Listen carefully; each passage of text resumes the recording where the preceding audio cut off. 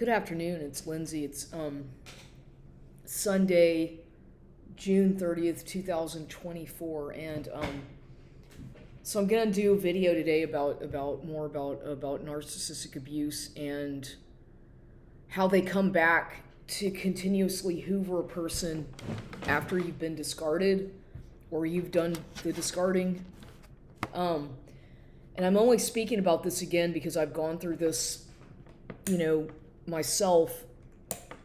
And so I'm going to talk about it because basically I have spoken about at length before on my YouTube channel about how I'm a targeted individual here in San Antonio, Texas, and how I've been, followed around and mobbed and stalked and surveilled and all these things for quite a while. And, so basically that's because I have been a political dissident for a long time, as well as somebody who I suppose has been blacklisted by the government due to my being outspoken about things that have happened to me and calling these people out for what they've done.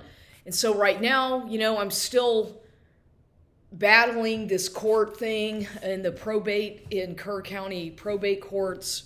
I'm still being manipulated. I'm still being gaslit. I'm still being mocked and surveilled to an extent by Community Watch, Fusion Center, gang stalkers, mobbing, and whatnot. And so, and I noticed that as soon as when my see, that's my shrine back here. This is part of my gonna go ahead and this is part of my shrine to honor the dead. You see, get a little glimpse of it. But anyway, people, when I've allowed certain individuals into my home, they assume that I'm like some kind of a whatever. They assume erroneous things about you if you're artistic or express yourself in different ways, because I've gone through that as well. So now I have to be really careful about who I let into my sanctuary, because this is like my workspace, my creativity, my hub of expressing myself, where I do everything. And you'll notice it with people who are, and I'm changing the subject, I'm jumping around with it, but people who are narcissistic, notice how they want to invade your boundaries and they want to take over your life. They become very possessive to the point that they are very intrusive. And that usually is indicative of them being sent by demonic type forces into your life. But anyway, back to the probate thing. So I've been going through that now it's been more than a year now since the passing of my relative. My father, Alan Baldwin. I'm saying he's my father, even though I don't have 100%. I'm going to go ahead and say yes, he's my father. Okay, I could be wrong about that, but I'm almost 100% sure that yes, he was my biological father. Nonetheless, even if he's not, and because I'm still not being told the truth about that. If Ben Baldwin is my father, which is his brother, whatever's going on, there's something that my mother, that these people don't want me to know about, and so it's very nerve-wracking, because I could just go on and on about the things that happen to me on a daily basis, and especially in the past year since he passed away. So I've noticed that every time there's a death in the family, all kinds of strange things start happening. It's like they do some kind of a weird, never-ending. They open up a can of worms or more investigations or something. It's like, because that shows me that they're hiding something that they don't want me to know about. And it's like imagine put it yourself in this kind of situation, right? Like this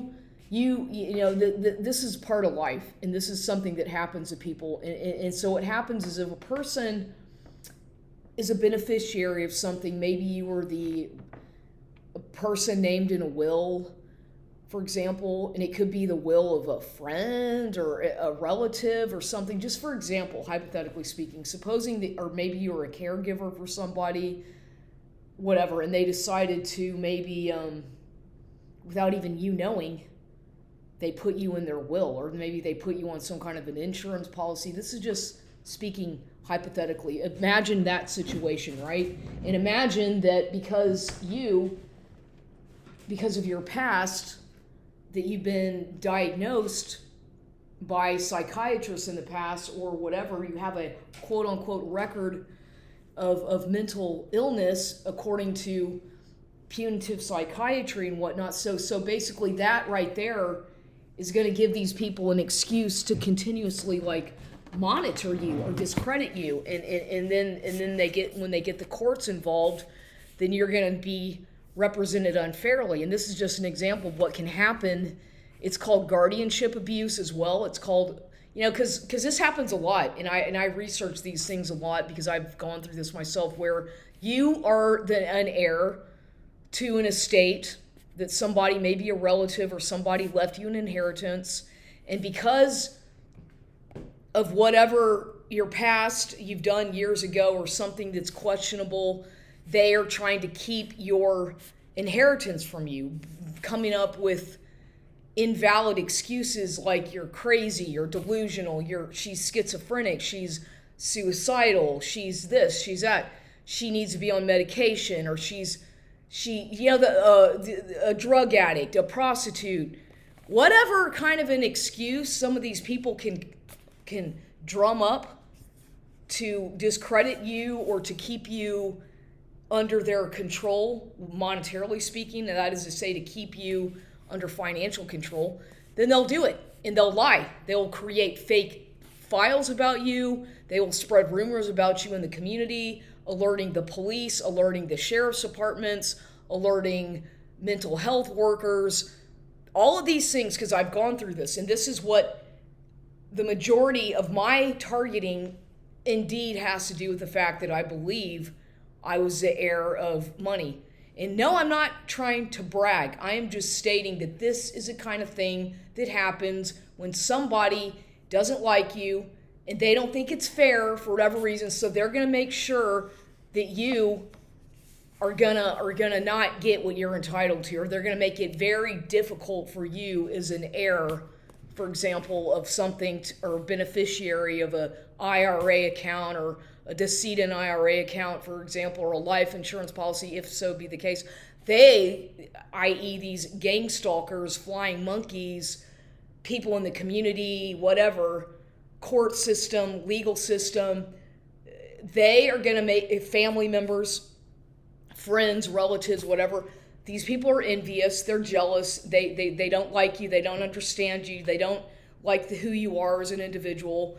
They try to discredit you. So they are going to make sure that you don't get what you're entitled to, or they're going to make it next to impossible for you so that they can keep you under control due to their greed and lied. And it's like I said, this is called guardianship abuse, because I've gone through that, where my own family, pardon me, I keep messing with your own family will try to keep you under like lock and key, or put you in a mental hospital, or whatever. And this is all financial abuse. It's all so that they can try to control your finances. And this happens a lot. It happens all the time, and most people don't, until it happens to you, until you have experienced it for yourself.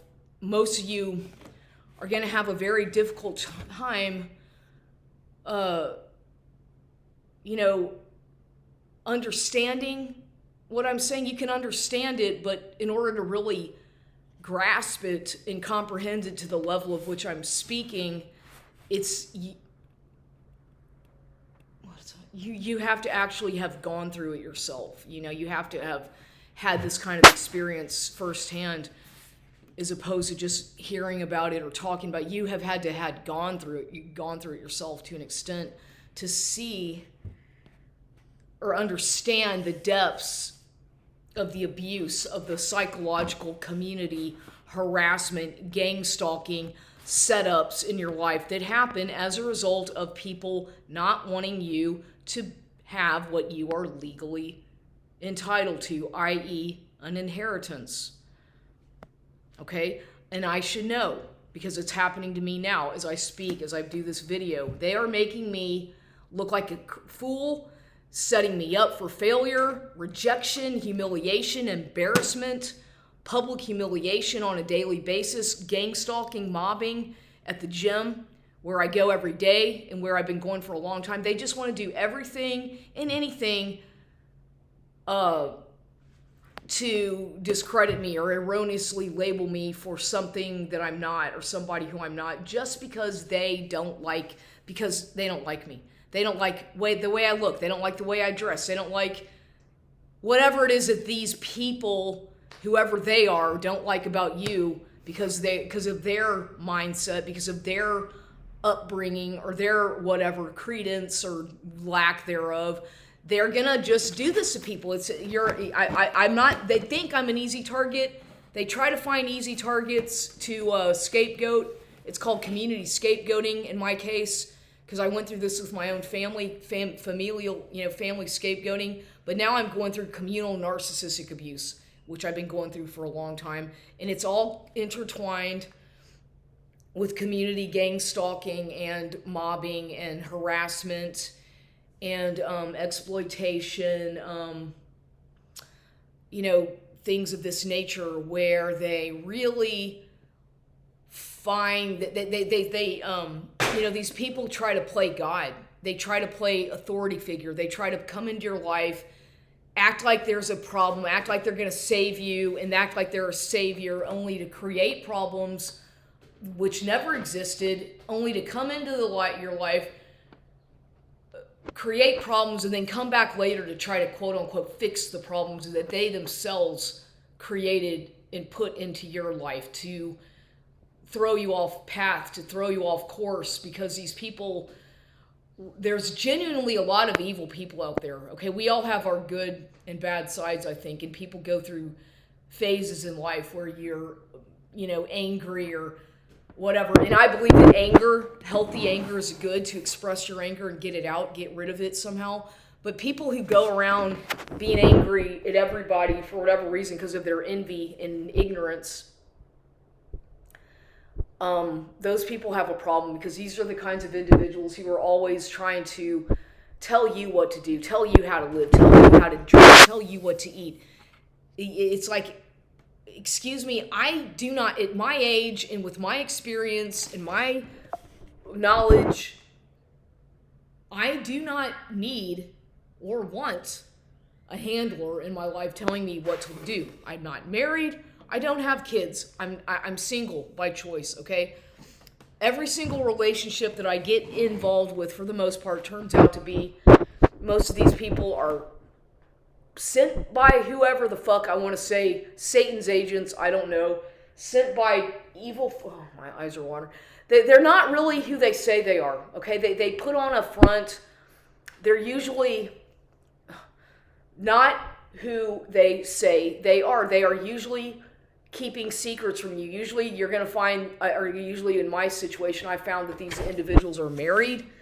They're still actively involved with their ex. They're trying to triangulate you with various other people in their lives to get you jealous and to see how you react.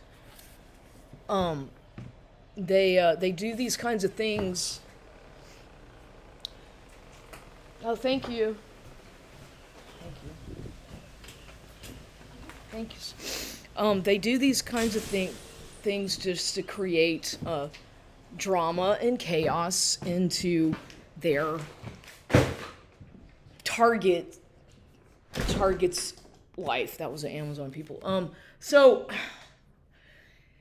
this is very prevalent. And I'm not trying to toot my own horn by acting like I know everything, but I think that I have so much personal experience with a lot of this stuff that I just kind of can see it for what it is and actually just kind of laugh at it. Like nowadays, if you don't have a sense of humor about these kinds of things, to an extent, you have to have a certain degree, you have to have a little bit of humor about it, but at the same time, because what they're really trying to do is distract you, interfere with your personal life, hack into your life, portray themselves as someone who they're not, false, all the things that narcissistic people do when they want to control their victim is gaslighting, manipulative abuse, coercive abuse, love bombing, acting like, future faking, things like this that are common when amongst these kinds of situations or transaction type relationships. And it all gets to the point where you're just like, oh my God, it's like, well, you've had so much experience with it that you're just like, you already know, like with some people, that what to expect. You can already kind of predict. I'm sorry, I keep moving around from one room to the next. I'm just, you know what to expect. You kind of already can predict the outcome of some of these situations. And sometimes you just decide, well, I'm going to put this to the test. I'm going to see what's going to manifest out of this interaction or this situation and see how long it's going to drag out. And sometimes they'll drag out for a year or 2 years until you finally have to just say, look, this is exhausting, physically, mentally draining. And until if you're not going to be honest and direct with me about who you are, what your intentions are with me, then we cannot continue this, because you get drained. And that person, it's like, notice how these people come into your life, and however they come into your life is usually very strange. Okay, I'm going to give you an example of what happened to me, and I'm not going to name names or anything, but I'm going to tell you a good example of how this works. And this is a very legit, honest example, and this is what has happened to me. Okay, an example of relationships that are controlled by outside forces, or which sounds kind of weird, but relationships that are setups or manipulated, or you know what I mean? Okay. For example, I myself, being that I'm very, curious person, I like to get to know people well. I like to ask them questions. I want to get to know them. I want to know about their history with other relationships. I like to know about their things that they like, their spirituality, their experiences, because this is how you get to know somebody, right? And this, I'm a very curious person with individuals.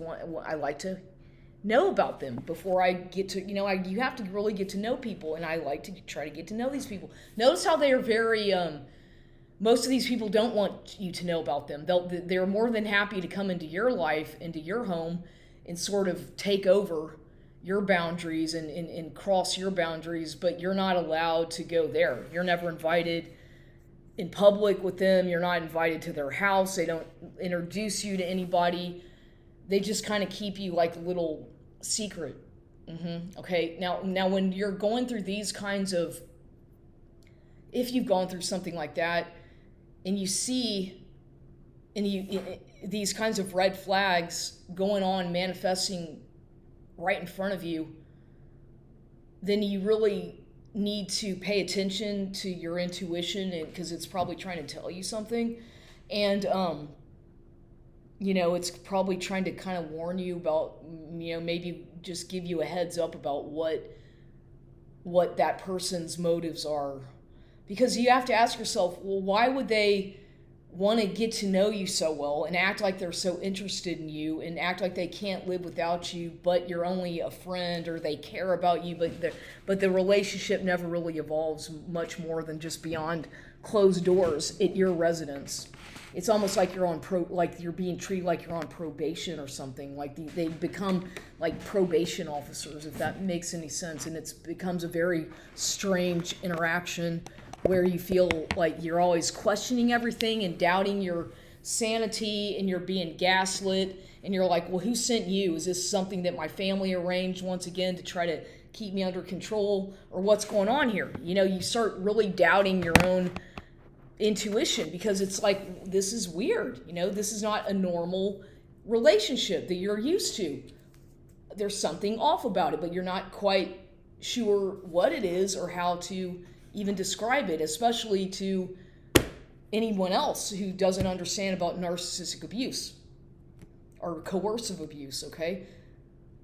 They don't understand because most people have never really dealt or experienced these types of things. Most people haven't. A lot of people have, but most people have not, nor do they know how to describe it, let alone talk about it, because it's like, it's so fucking weird that you're like, what the fuck just happened? What's going on here? And then they make you look crazy. It's crazy making. It's making you go insane.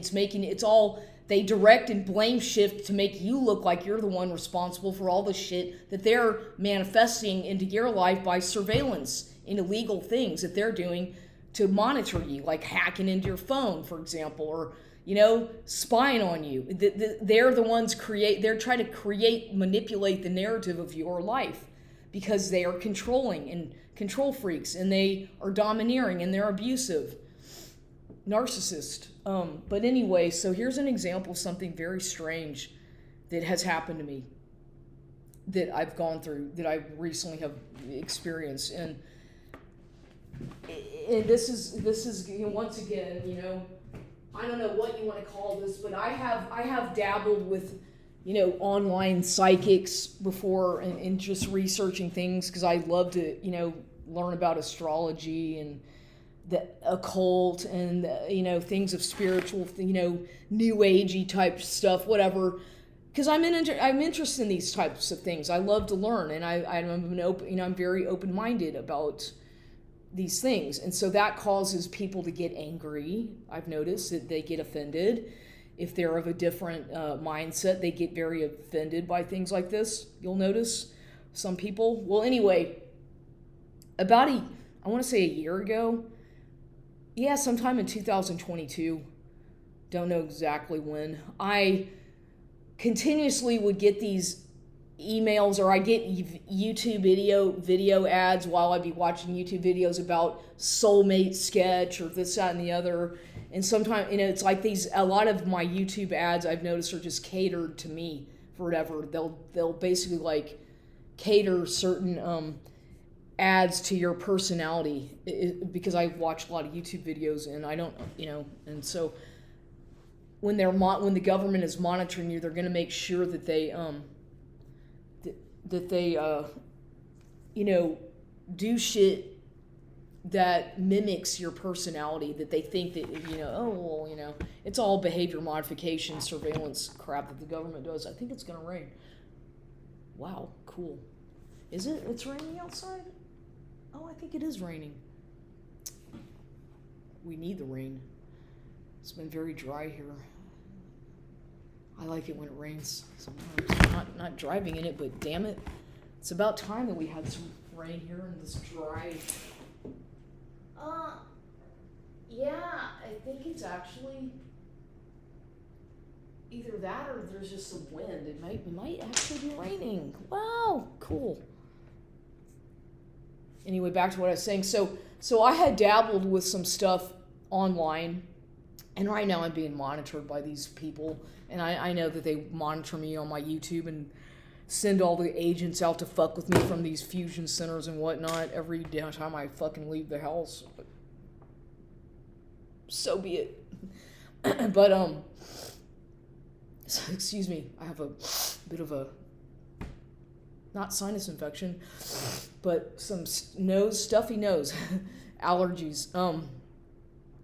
So they'll send people, to fuck with you, monitor you, gaslight you and whatnot when they know that when you're an outspoken, somebody they don't like and they want to get rid of in the community. So anyway, I had answered I saw this ad, some kind of soulmate drawing, some Master Wang was the first one that I responded to. I think some Chinese man who does soulmate sketch drawings. I was like, interesting. So I did that one. And then the first sketch he sent me, I was like, look, I wasn't happy with it, and I sent it back and got my money back, okay? I was like, I don't know about that. And I actually got a refund, and I don't know what happened to that. That original, I no longer have that in my emails. But I was like, that it just was like, okay, I was like, let's try again. I don't really think that just let's try again, please. So then they sent me another one, and I was like, okay, this is decent, whatever, but let's just see what happens with that. And I remember that was the second one that Dr. Wang or whatever sent me. And then I get another, like about several months later, I get another email, something about another soulmate sketch from some other Psychic Rose or something else about that same thing. So I did that one again, and I just wanted to try that one out. And they sent me, okay, well, let me go back to what I'm talking about. The second one that Wang person sent me, Master Wang is his name, sent me a sketch of somebody, and I decided to, I kept it in my archives. I downloaded it onto my computer and kept it in my one of my files, okay? And this was in 2022. And then, of course, this is around the time, this was prior to my Alan, my father, let's call him I'm going to say he's my father, my uncle, father, whatever. This is prior to his passing away. So I did all that stuff, and then soon enough he passes away, and I'm going through all this grieving and shock of, mourning the death of a loved one, and I'm, not in the best state. I'm very depressed and anxious and just trying to get along, still going to the gym and doing my thing, but a little overwhelmed because I was like, I was upset. He died, and I was close. I had a good connection with him. And then, of course, all of a sudden, I'm on some dating site, right? I was on Plenty of Fish for a ways, on and off, Plenty of Fish dating site. I'm not on there anymore, but, who knows if I'll ever get on there again, but I've tried a lot. Yeah, Plenty of Fish was what, I was on that one. And this guy contacts me, and this was about a year ago, or maybe over a year ago. I don't remember exactly when he first contacted me, because I remember that he contacted me, we exchanged phone numbers, and we corresponded for a while, texting for a while, and I never ended up meeting him because I was like, this guy's so aggressive and pushy, and it bothered me because I was like, he was so pushy when he first contacted me. He's like, I want to meet you, let's meet now, come on, I really want to meet you. And I was like, this guy's too aggressive, and I think I blocked him. As a matter of fact, I blocked him because I was like, and this was when I even had a different phone number with Q-Link, which I don't even have that phone number. I blocked him because I was like, he's just too pushy and aggressive, and something made me feel uneasy because I was still going. My uncle, I was going through a lot, and I was like, why is this person so fucking pushy? And I didn't even know him. We had never even had I think we'd had one phone conversation, a brief phone conversation, and then he just wouldn't leave me alone. Texting me all the time and like pushy, very aggressive. And I blocked him. And this was over a year ago. And I had only seen his picture, a photo of him on the fucking Plenty of Fish. But he's the one who initiated contact with me. Okay, so then, eventually at some point, he contacts me again on Plenty of Fish, or we end up getting back in contact. He contacts me again, and by this time, I already had gotten that soulmate sketch, by the way, the second one from the doctor. I think it was the second one from this doctor. If not the second one, then it was from a different, I think it was from the Master Wang, soulmate sketch, probably the second or third one that I had gotten. Because I got a third one too from him, but this is the second. Yeah, the second one was this guy. Okay, this was the second one that they sent me of this dude. So he's contacting me on Plenty of Fish again, and I'm like, fine, whatever. And so I ended up meeting him. We ended up meeting at a Mi Tierra restaurant in San Antonio in downtown Market Square. Okay, we went out on a date. I had an alcoholic margarita or something, and he had ordered some nachos and whatever, and we sat there and talked, and I remember he kept kind of touching my leg and was very physically, acting like he was very attracted to me physically. It's like, God, geez. And he showed me some photos on his phone. I was asking him questions about his family, and he was telling me about his family, and I was like, well, and he showed me some photos. So we had a nice little date, I guess, first date at this place called Mi Tierra downtown. And I had been there before a long time ago. But anyway, so it went okay, and he was trying to already get me. I remember very clearly because I have a photographic memory, and I remember everything quite well, even what I was down to what I was wearing. Okay, I remember this date quite well, and I was like, this guy's I thought to myself, he's attractive. He's well dressed. He had a nice watch on. He seemed to have he was well mannered, but he was just very touchy feely, very touchy feely with me. But he still, whatever. Okay, I was like, I wasn't like, I was like, I don't know. I didn't quite know what to think. I was like sort of conflicted. My feelings about him initially. I was like, he's a little bit too touchy feely. He's a little bit aggressive, and seems really eager to very eager with me, pushy. And I was like, that's a little bit of a red flag to me. So I wasn't ready for anything just yet. I was trying to get to know him. And so he's like trying to get me all ready to go to the motel across the street, which is called La Quinta Inn. I said, no, we just met. I don't know you. This is the first time I've met you in public. This is our first date. I'm not going to go to the motel with you. He's like, come with me to my motel. He's like, that's my motel. I've got a room there. My work lets me stay there. And he told me that he worked at, I think he was like, he was working, I think he was already by that time working at Saks Fifth Avenue in San Antonio, which is a department store, a high-end whatever, in North Star Mall. That's where he told me he worked. I was like, okay. And he told me that he was divorced and all this stuff. And I was like, I believed him. I was like, okay. But he didn't tell, he didn't tell me, that's about all I knew about him. I didn't know, I had never seen his Facebook profile or anything like this. I just had met him on the dating site, Plenty of Fish, or where he contacted me. And so I was like, but I said, no, I'm not going to go to the hotel with you. If you want to see me again, you can call me or text me, and maybe we can meet again tomorrow or the next day. And so he did. And I guess the day after that, or a couple days later, we ended up going to that motel, La Quinta Inn, the same one across from Mi Tierra, and one thing led to another.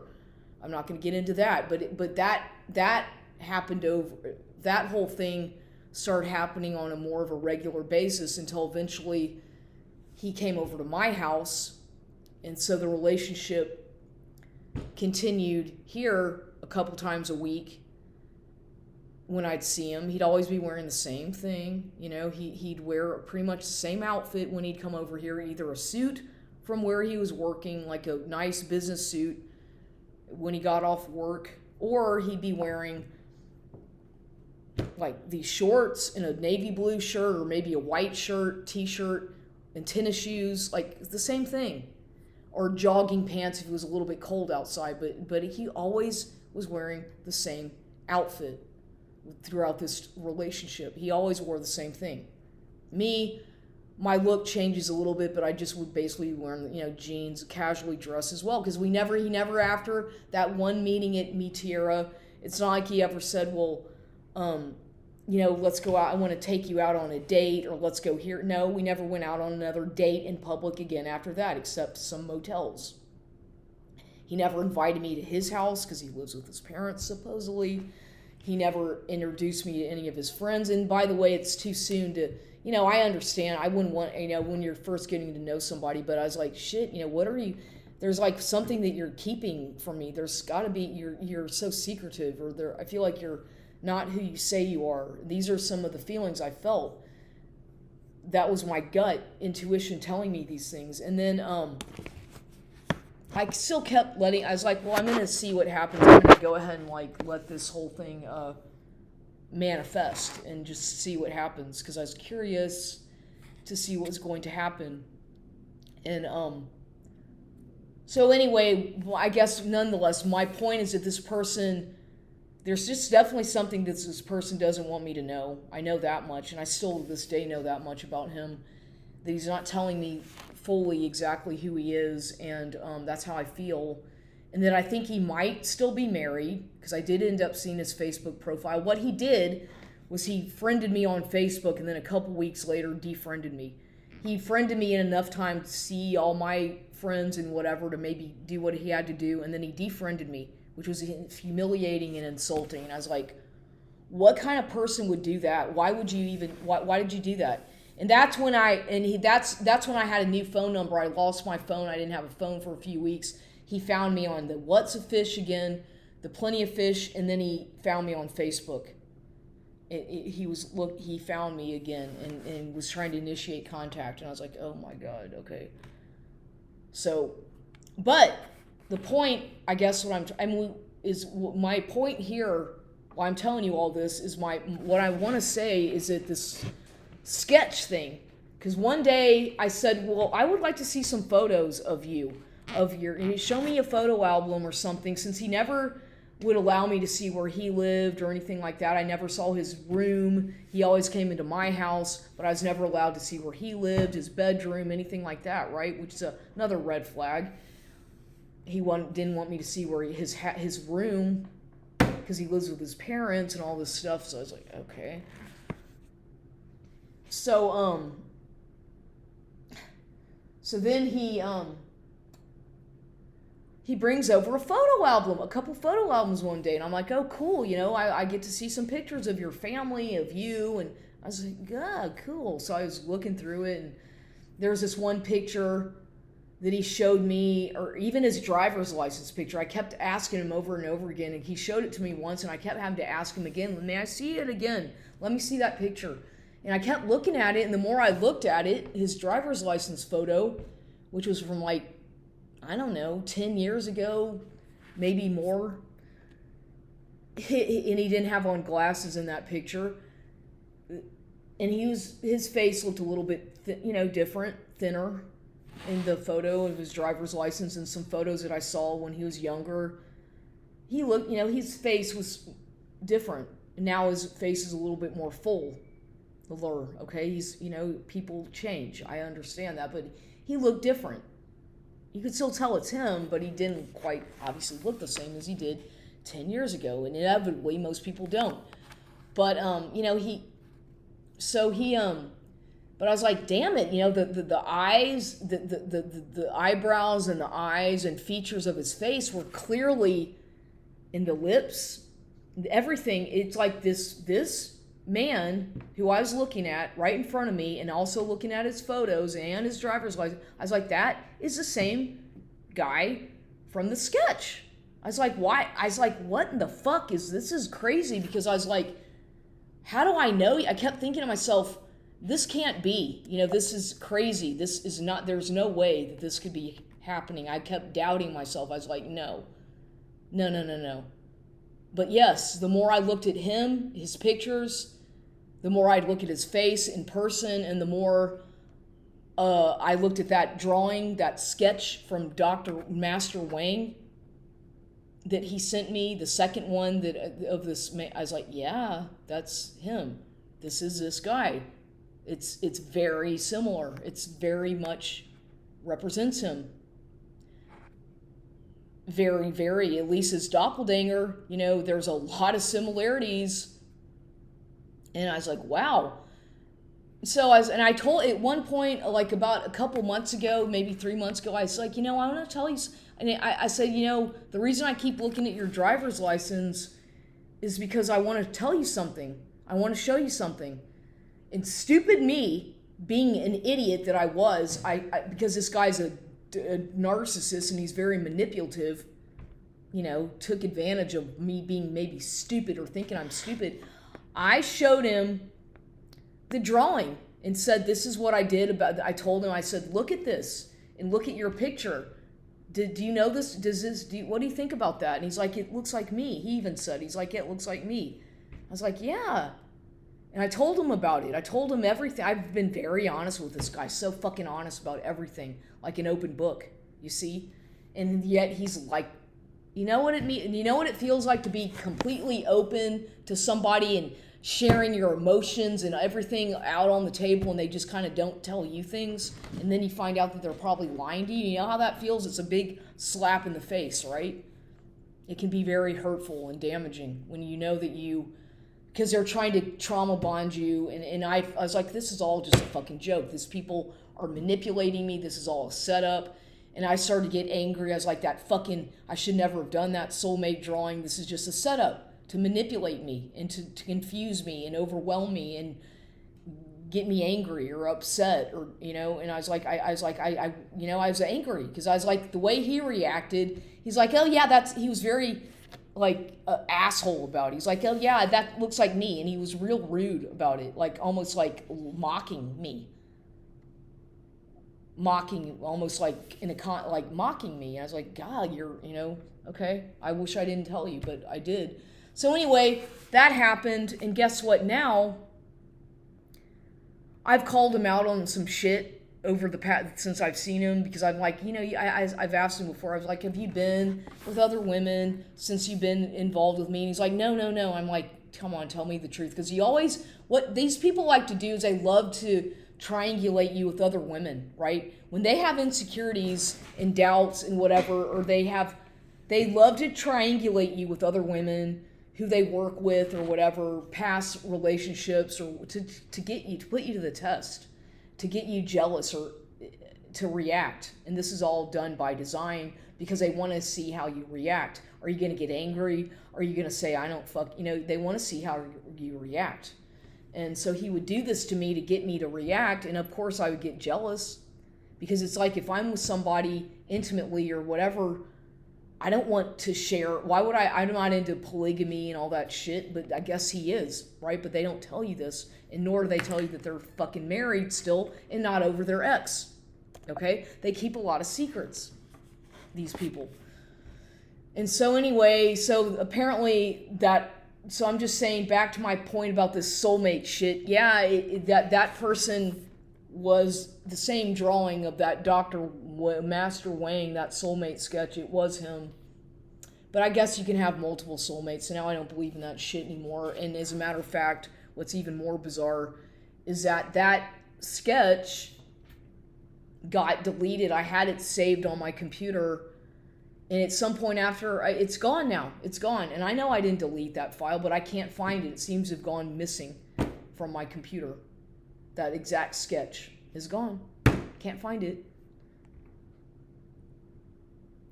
And I had it saved on my hard drive. I had it saved, downloaded on my computer in a file. It's gone.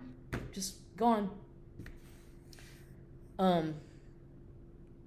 So I don't know whether to believe in these soulmate twin flame things or not. I find it to be really questionable. But it's also very curious. It has aroused my curiosity a lot. But I wouldn't put too much. People shouldn't put too much faith in that kind of thing, unless you really. Because I don't. It's really weird. I've never had anything quite like that happen to me. I've had a lot of psychic experiences and paranormal experiences over my life. But not that. I never imagined that would really happen. And I'm like, that has got to be some kind of a setup, because, you know what I mean? It's like, I don't know what to think about that. Did somebody was that all orchestrated, planned by design? I keep thinking that yes, it was, as well as I keep thinking this man is some kind of agent, government, whatever. I don't know what to think, but I just know that, like, I'm being monitored, I'm being surveilled, and it's like my life is being mapped out, is how it feels. But I'm the one in control. I'm going to control my. But there seem to be people who want ultimate control over my mind and my body, my actions, my behavior. And I fight it. I fight it every day, because I'm very independent and I don't want anybody controlling me. But you see how these things happen, or how strange this is? And I don't know if other people have had these sorts of things happen to them, or something similar, with getting a twin flame drawing on one of these psychic sites, or a soulmate sketch from Master Wang, or Psychic Jane, or Psychic Rose, whatever. You pay it was only like $20 through something called Citibank or ClickBank. I remember that's all I paid, $20 to get it done. And then another one that I had done by a different one. I think it was Psychic Jane or Psychic Rose or something, but I think they're all the same. This other one was not from Master Wayne, because I was always getting bombarded with emails about this psych stuff in my emails. I was like, okay, I'll give it another try. So another one that I did, the man, they sent me a sketch of a man who looks exactly like the photo of the man Walter Schutze. When I met Walter Schutze back in 1996 or 1997 in Austin, Texas, that elderly man at the cafeteria, he had given me a little tiny black and white photograph of himself. It looks like a little, military photo or something, or maybe one of those photos in a photo booth or something, and he was just in a black and white photo of just his portrait, right? A small photo. And I held on to it for many, many, many, many years until one day I on my way back, trying to go back to Houston, I was angry and I tossed it out the window and it landed somewhere on Gulf Street. I just remember that much. It landed on a street called Gulf Street as I was heading down Walters Avenue to try to get the fuck out of Canton Street and escape this situation and go back to Houston. The thing landed. I remember clearly flung it out the window as hard as I could. I watched it roll down the street on a street called Gulf Street. I remember. And I was like, and then I regretted it. I was like, oh shit, why did I do that? Should I go back and look for it? And I was like, no, just forget it. Because I was angry. And so I get...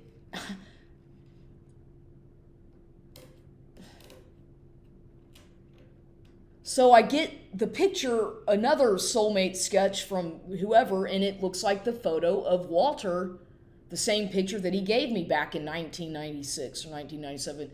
Very, almost identical. Can you explain that? That I get a soulmate sketch 25, however many years later, after meeting that man, 26 years later, however fucking, I'm not very good with the math. Is that another coincidence in my life? Because I swear to God, and I've got that one downloaded somewhere or saved. I tried to save it, and it looks exactly like the photo of Walter Schutze when Walter was in the military or whatever in Austin, or his name was Walter Schutze. I'm not making this stuff up. I swear to God, this is crazy stuff. It sounds crazy, but I'm not exaggerating one iota here. So I just had to share this today. That's it.